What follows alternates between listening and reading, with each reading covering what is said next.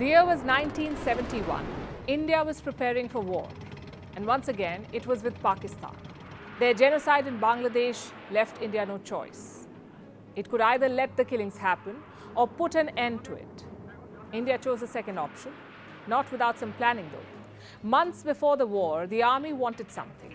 160 heavy mortars. You're talking about major firepower. Just one problem though. India couldn't find enough of it. But in September that year, a shipment arrived in Mumbai. Crates of 160 mortars. They came from Israel. Now back then, India and Israel did not have diplomatic relations. So how did they strike this deal? In secret. Indira Gandhi was Prime Minister then. She asked India's spy agency to reach out to Israel. They used a common contact in London, and so the request reached Golda Meir. She was Israel's Prime Minister then. Now Golda Meir had a tough choice to make. Her own military stock was running low, plus her biggest ally, the US, was against India in this war. So helping New Delhi was a big risk. But she did it anyway. She routed supplies meant for Iran to India. And that's how they ended up in Mumbai. The mortars were a big hit. India went on to comprehensively defeat Pakistan. But our relations with Israel did not change. India still backed Palestine. It sums up the story of India's ties with both Israel and Palestine. Israel desperate for approval. India always shifting the goalpost. So when did that change? And why did India support Palestine in the first place? Time for a flashback.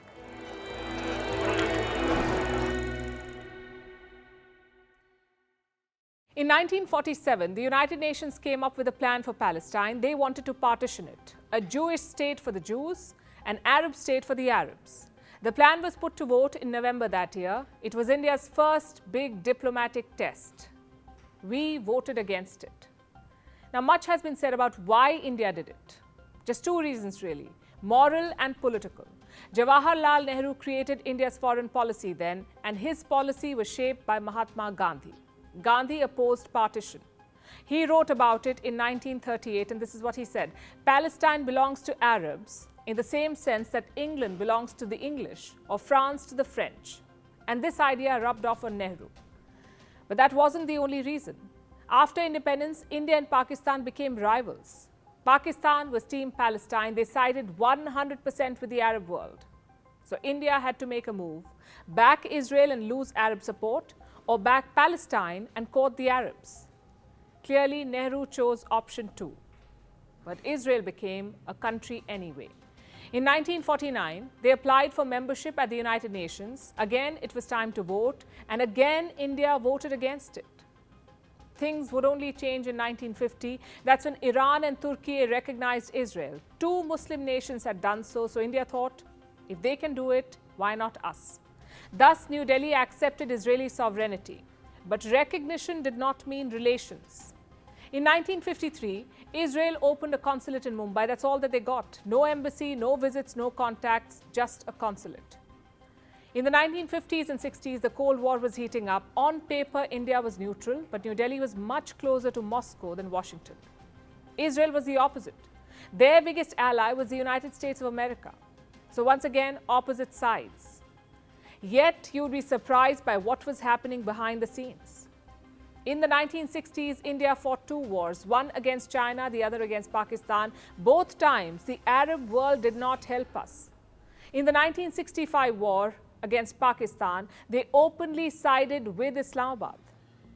But guess who helped India? Israel. Like in 1971, Israel shipped weapons to India. There's an interesting story about how it happened. In 1962, India and China were at war. Israel's Prime Minister Ben-Guiron wrote to Nehru. He offered his sympathy and understanding. But Nehru wanted more. He wanted weapons from Israel, and that too in secret. So Nehru asked Ben-Guiron to send the weapons in ships without Israeli flags. Ben-Gurion's response was clear: no flag, no weapons. And eventually India relented. The weapons came with Israeli flags. Yet India's support for Palestine did not waver. If anything, it increased. One reason for that was the Palestinian Liberation Organization, the PLO. It was founded in 1964, and soon it became synonymous with one man, Yasser Arafat. He served as PLO's chairman for 35 years. Now, the PLO's mission was quite clear: to rally for an independent Palestinian state.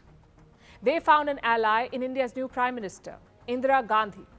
Gandhi and Arafat had a great equation. He called her his elder sister, a quite generous one too. In 1974, India declared the PLO as the sole voice of Palestinians. It was the first non-Arab country to do so. The next year, the PLO got an office in New Delhi. It wasn't an embassy, but it would become one in 1980. PLO officials got diplomatic immunity and privileges.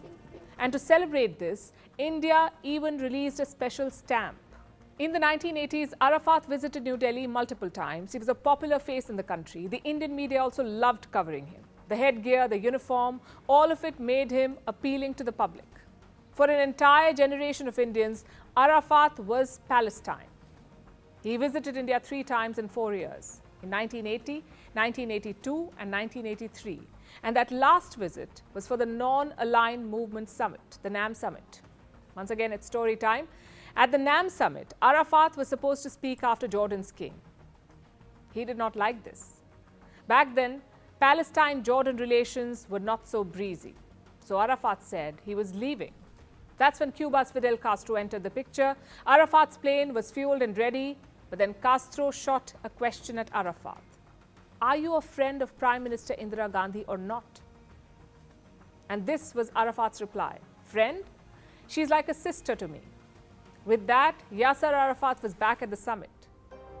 Let me tell you why this story is important. Because Israel-Palestine is not only about geopolitics, it's also about personal opinions. Ask anyone around you. Chances are they have strong opinions on this subject. They may not say it out loud, but it doesn't change the fact that they have those opinions. And the same applies to leaders. Indian prime ministers have left a personal touch in this relationship, whether it's Nehru, Indira Gandhi, or Narendra Modi. So back to the story. When Indira Gandhi died, Yasser Arafat attended the funeral. He's said to have wept in public. In 1988, Palestine declared itself an independent state. The same year, India recognized it.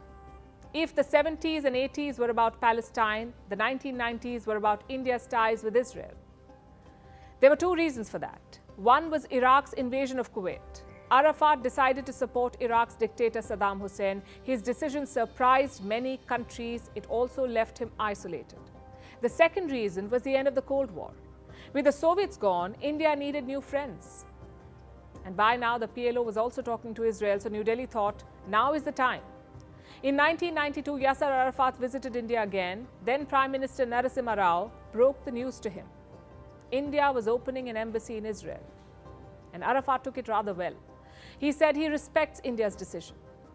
So in 1992, India and Israel established diplomatic relations. India opened an embassy in Tel Aviv, and Israel opened one in New Delhi.